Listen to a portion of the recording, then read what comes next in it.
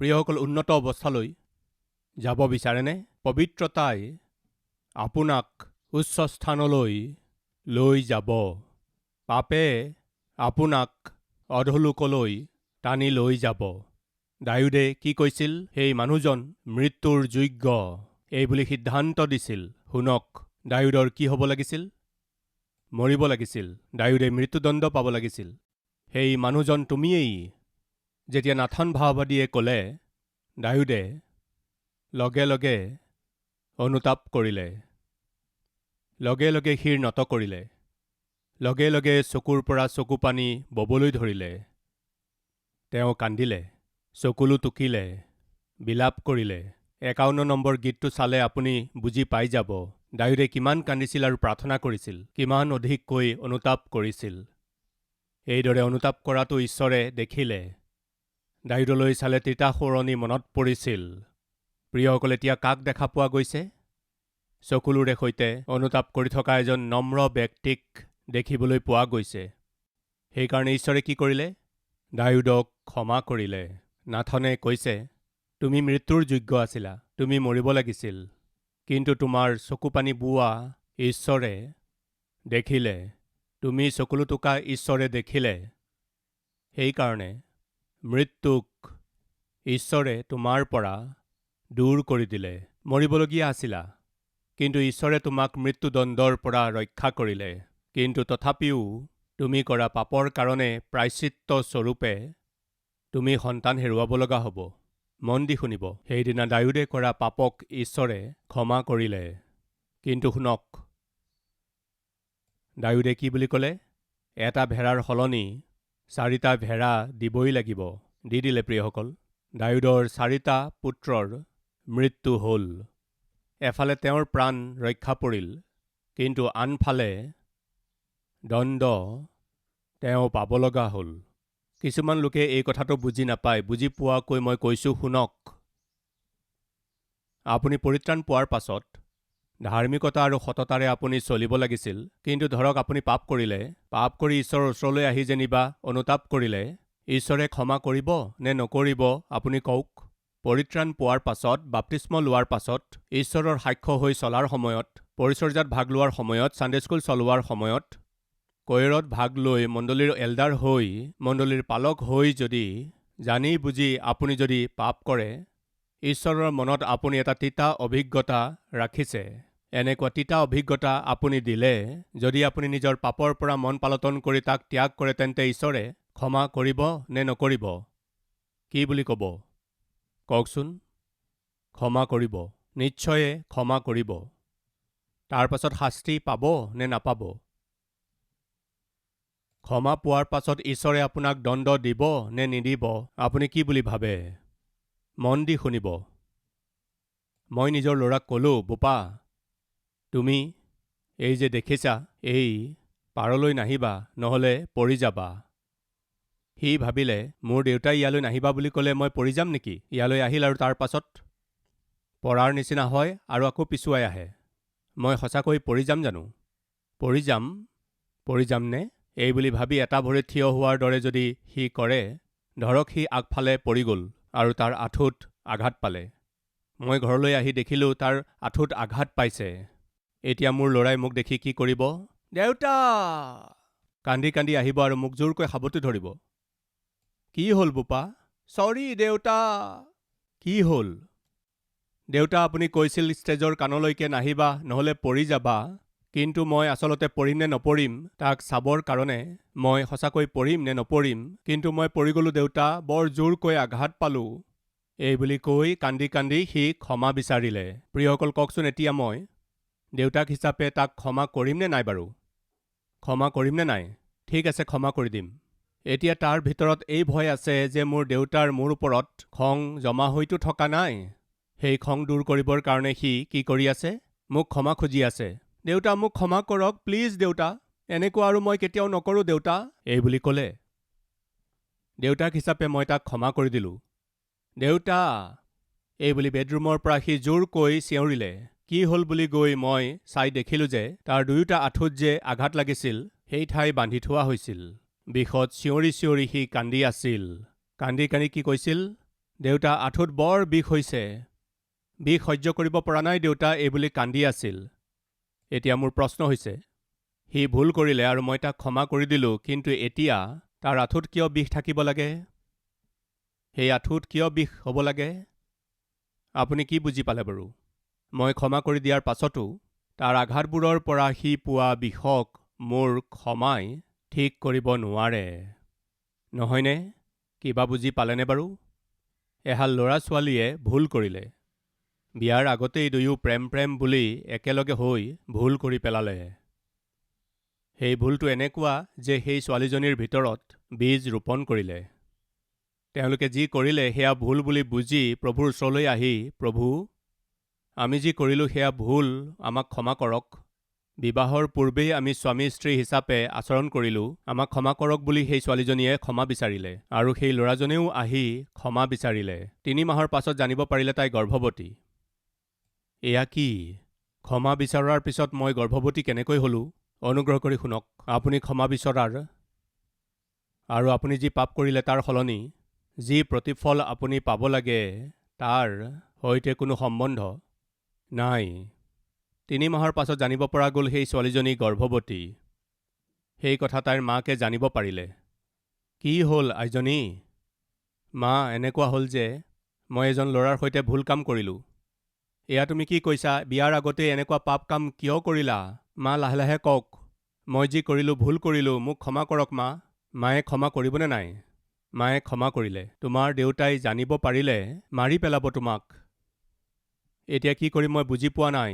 হস্পিটাললৈ লৈ যোৱাৰ পাছত ডাক্তৰে সকলো চোৱা চিতা কৰাৰ পাছত আচল কথা কৈ দিলে, শুনক, তোমাৰ ছোৱালীৰ অৱস্থা সাধাৰণ নহয়, তাই গৰ্ভৱতী, প্ৰেগনেণ্ট। এইটো ক্ষমা বিচাৰিলে ঈশ্বৰৰ ওচৰলৈ আহি। ক্ষমা বিচৰাৰ পাছত তাই গৰ্ভৱতী হ'ব নালাগে নহয়। তথাপি তাই গৰ্ভৱতী কেনেকৈ হ'ল? তাই কৰা পাপৰ কাৰণে তাইক ক্ষমা বিচাৰিলে। ঈশ্বৰৰ সৈতে তাইৰ সম্বন্ধ যিটো ছিঙি গৈছিল সেয়া আকৌ যোগ হৈ গ'ল, কিন্তু তাই কৰা পাপৰ কাৰণে যি প্ৰতিফল তাই পাব লগা আছিল সেয়া তাই নিশ্চয়ে পাব লাগিব। আপোনালোকৰ কিমানে এই কথা বুজি পালে হাত দেখুৱাবনে? যিসকল লোকে বুজি পাই গৈছে, ৰাইট। তাৰমানে আপুনি পৰিত্ৰাণ পোৱাৰ পাছত খ্ৰীষ্টক নিজৰ ব্যক্তিগত ত্ৰাণকৰ্তা ৰূপে গ্ৰহণ কৰাৰ পাছত আপুনি ভুল কাম কৰি প্ৰভুৰ ওচৰলৈ আহি, প্ৰভু মোক ক্ষমা কৰি দিয়ক বুলি যদি কয়, প্ৰভুৱে আপোনাক ক্ষমা কৰিব, কিন্তু আপুনি কৰা ভুল কামৰ কাৰণে যি প্ৰতিফল আপুনি পাব লাগে তাক আপুনি অভিজ্ঞতা পোৱাৰ পৰা বাচিব নোৱাৰিব। তাক কোনেও কেনচেল কৰিব নোৱাৰে। অনুগ্ৰহ কৰি এই কথা নাপাহৰিব। দাউদে ক্ষমা বিচাৰিলে আৰু ঈশ্বৰে তেওঁক ক্ষমা কৰি দিলে, কিন্তু নিজৰ 4টা পুত্ৰ হেৰুৱালে। কিন্তু ভাল খবৰটো এই যে যদি দাউদে পাপ কৰি ক্ষমা নিবিচাৰিলেহেঁতেন, দাউদৰ প্ৰতি ঈশ্বৰৰ মনত এটা তিতা সোঁৱৰণি থাকিলেহেঁতেন। ক্ষমা বিচাৰিলে, সেইকাৰণে ঈশ্বৰে দাউদৰ বিষয়ে ক'লে, উৰিয়াৰ বিষয়টোৰ বাহিৰে দাউদে আৰু একো বিষয়ে পাপ নকৰিলে। ঈশ্বৰে এইবুলি সাক্ষ্য দিলে, কাৰণ দাউদে অনুতাপ কৰিছিল। ঈশ্বৰৰ মনত, ঈশ্বৰৰ হৃদয়ত মধুৰ সোঁৱৰণি দিলে। এতিয়া মোৰ প্ৰশ্ন, এই বাৰ্তা শুনি থকা ভাই আৰু ভনী কিমান যে ভুল কাম, কিমান যে পাপ কাম কৰিছে চাগৈ। সেই বিষয়বোৰৰ কাৰণে ঈশ্বৰৰ ওচৰলৈ গৈ আমি ক্ষমা বিচাৰিলোঁনে? প্ৰিয়সকল, এবাৰ মই জৰ্জ মুলাৰ ডাঙৰীয়াৰ জীৱনৰ ইতিহাস পঢ়ি আছিলোঁ।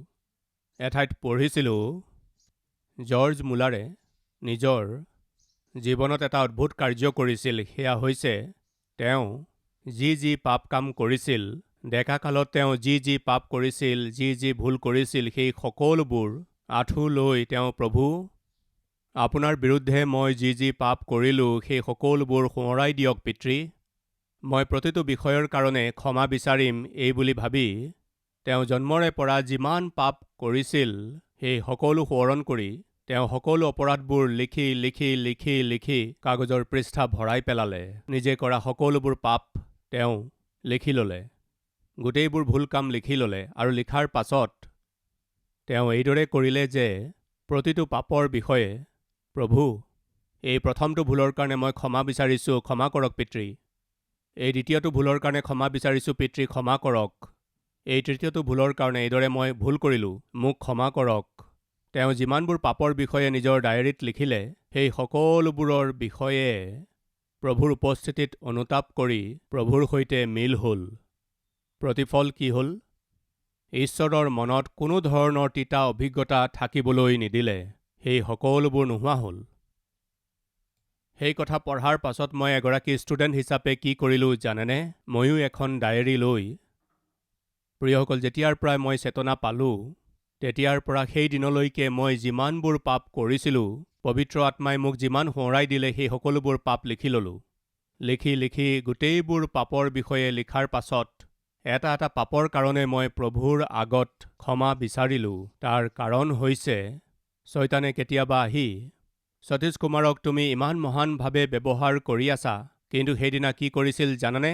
এনেকুৱা পাপ কাম কৰিছিল।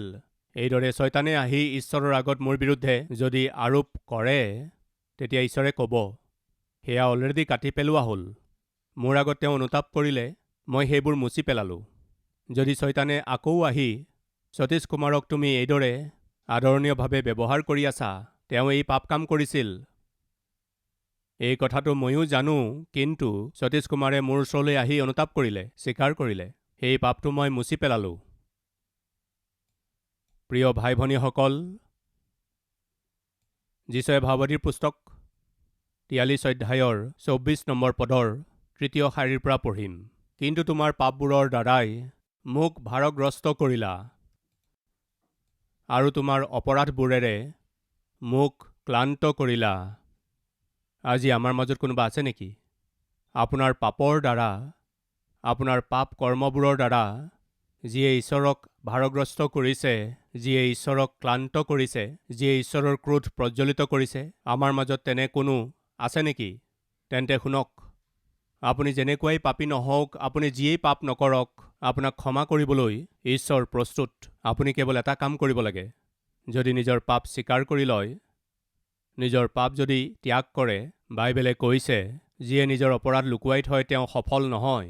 প্ৰিয়সকল, আপোনালোকৰ কোনোবাই এইদৰে কৈছে নেকি? মোৰ এই জীৱনকালত মই উন্নতি কৰিব বিচাৰিছোঁ, সফলতা পাব বিচাৰিছোঁ, কোৱা কোনোবা আছে যদি হাত দেখুৱাওক। মই পঢ়া শুনাত সফলতা পাব লাগে, পৰিয়ালত সফলতা পাব লাগে, ব্যৱসায়ত সফলতা পাব লাগে, চাকৰিত পৰিচৰ্যাত সফলতা পাব লাগে। আজি আপুনি য'তেই নাথাকক, সেই কাৰ্যত আপুনি সফলতা পাব বিচাৰিছেনে? Right, thank U. প্ৰায় সকলোৱে সফলতা পাব বিচাৰে। যিয়ে নিজৰ অপৰাধ লুকুৱাই ৰাখে, তেওঁ সফল নহয়। যিয়ে নিজৰ পাপ লুকুৱাই ৰাখে, তেওঁ সফলতা অৰ্জন কৰিব নোৱাৰে। আপুনি যেতিয়ালৈকে নিজৰ পাপ লুকুৱাই ৰাখিব, অৰ্থাৎ স্বীকাৰ নকৰাকৈ, সেইবোৰক ত্যাগ নকৰাকৈ লুকুৱাই ৰাখিব, তেতিয়ালৈকে ক'তো সফল নহ'ব। পঢ়া শুনাত সফল নহ'ব, চাকৰিত সফল নহ'ব, আপোনাৰ ব্যৱসায়ত সফল নহ'ব, আপোনাৰ জীৱিকাত সফল নহ'ব, আপোনাৰ ব্যৱসায়ত সফল নহ'ব, আপুনি নিজৰ কোনো কামতেই সফল নহ'ব। আপুনি সফল হ'বলৈ হ'লে ঈশ্বৰে কৈছে, তুমি নিজৰ অপৰাধবোৰ লুকুৱাই নথবা। আপুনি সেইবোৰ যিমান বুদ্ধিৰে লুকুৱাই ৰাখিলেও এদিন সেয়া প্ৰকাশ পাবই, আপোনাৰ জীৱন প্ৰকাশিত হ'বই, নাপাহৰিব। প্ৰিয় ভাই আৰু ভনীসকল, অমালিকাবিলাকৰ বিষয়ে ঈশ্বৰে কৈছে, তেওঁলোকৰ কথাবোৰ মোৰ স্মৃতিত আছে। মই যেতিয়াই তেওঁলোকৰ কথা চিন্তা কৰোঁ, প্ৰতিবাৰেই তেওঁলোকৰ পাপবোৰহে মোৰ সোঁৱৰণিলৈ আহে। সেইকাৰণে তুমি স্থিৰ হোৱাৰ পাছত অমালিকাবিলাকক এই পৃথিৱীৰ পৰা সম্পূৰ্ণৰূপে লুপ্ত কৰিবা।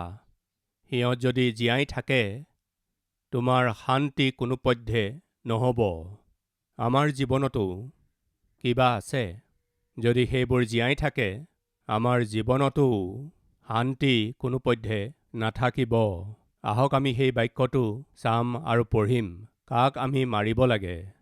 কলচীয়াবিলাকলৈ লিখা পত্ৰৰ 3 অধ্যায় 5 পদৰ পৰা। এতেকে তোমালোকে পৃথিৱীত থকা নিজ নিজ অংগ প্ৰত্যংগস্বৰূপ যি ব্যভিচাৰ, অশুচিতা, কামাভিলাষ, কুঅভিলাষ আৰু লোভ, কি লিখা আছে? সেই সকলোকে মাৰি পেলোৱা। আমি দেখিছোঁ, পুৰণি নিয়মত ঈশ্বৰে কৈছিল, অমালিকাবিলাকক সম্পূৰ্ণৰূপে মাৰি পেলোৱা।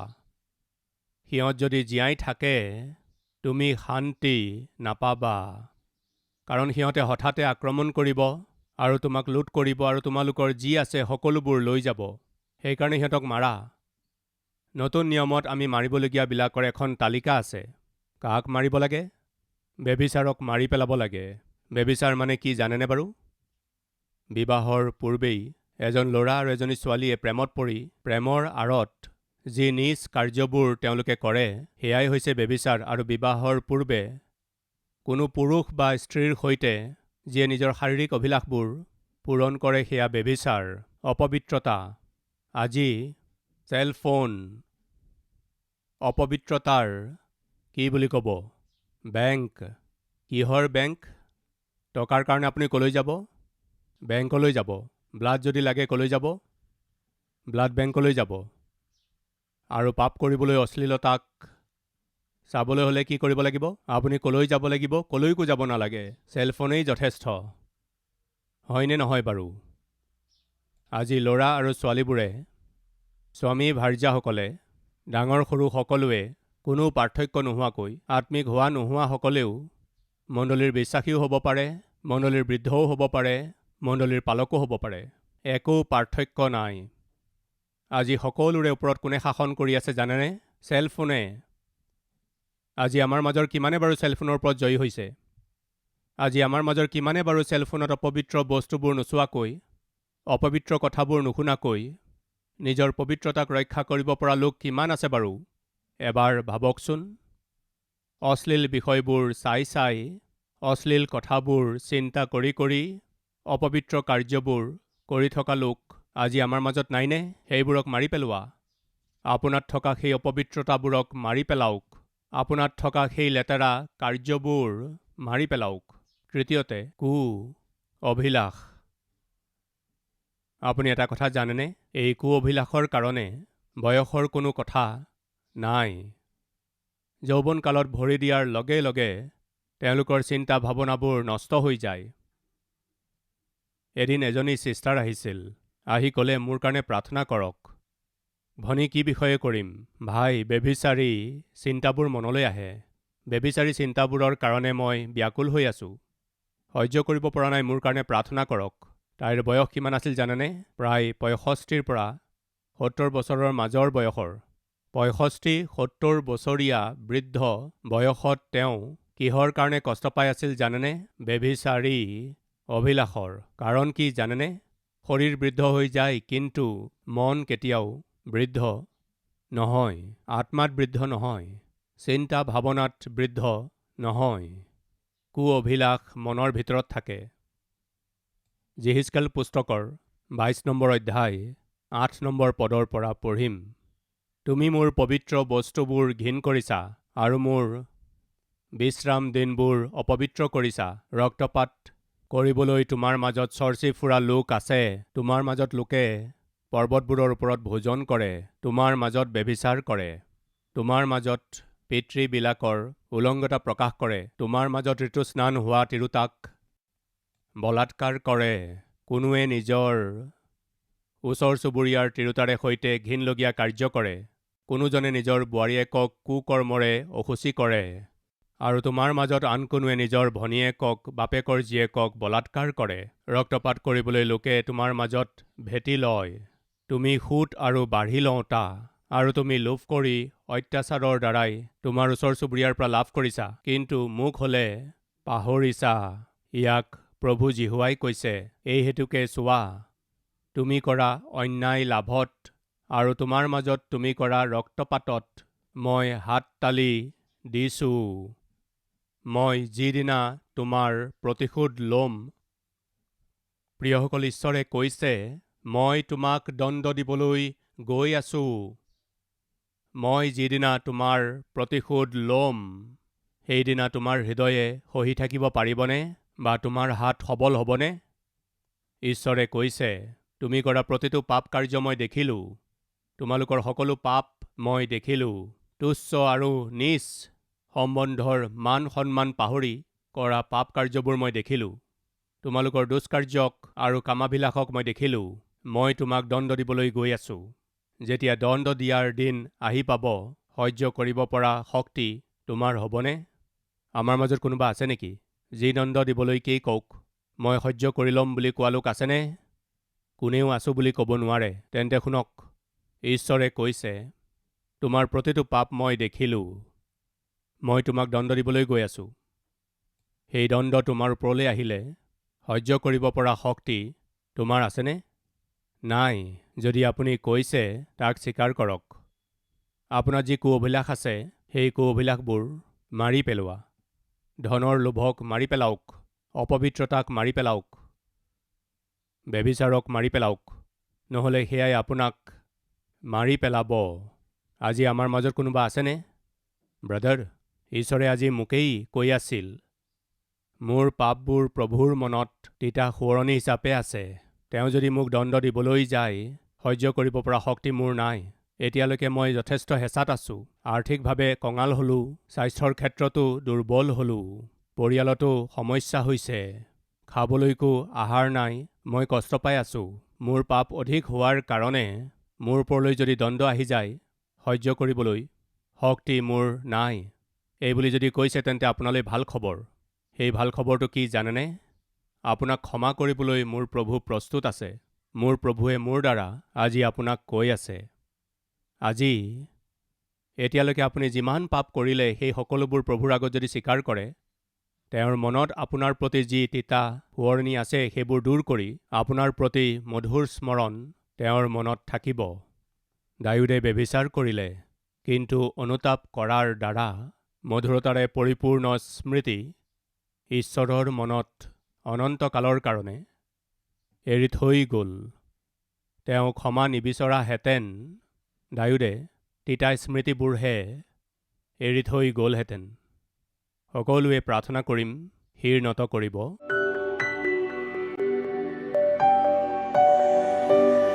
দুয়োখন হাত দাঙি মোৰ সৈতে প্ৰাৰ্থনা কৰিবনে? প্ৰভু যীশু, যীশু, যীশু। এই সময়ত পিতৃ, আপুনি মোৰ সৈতে কথা পাতিলে, আপোনাৰ বাক্য মই শুনিলোঁ, মই নিজকে শুধাই দিছোঁ। এতিয়ালৈকে এই মুহূৰ্তলৈকে মই কৰা প্ৰতিটো ভুল, প্ৰতিটো পাপ কাৰ্য স্বীকাৰ কৰিছোঁ। ক্ষমা কৰক, ক্ষমা কৰক পিতৃ। আপোনাৰ তেজেৰে ধুই মোক শুচি কৰি দিয়ক পিতৃ। পুৰণি লেতেৰা জীৱনটো এৰি দিছোঁ পিতৃ। এতিয়াৰ পৰা মই এজন নতুন ব্যক্তি হিচাপে জীয়াই থাকিবলৈ মই নিজকে শুধাই দিছোঁ। গ্ৰহণ কৰক পিতৃ।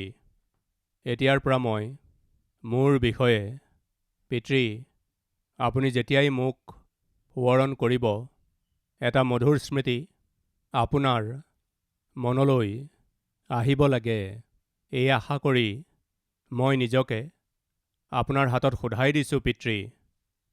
আমেন।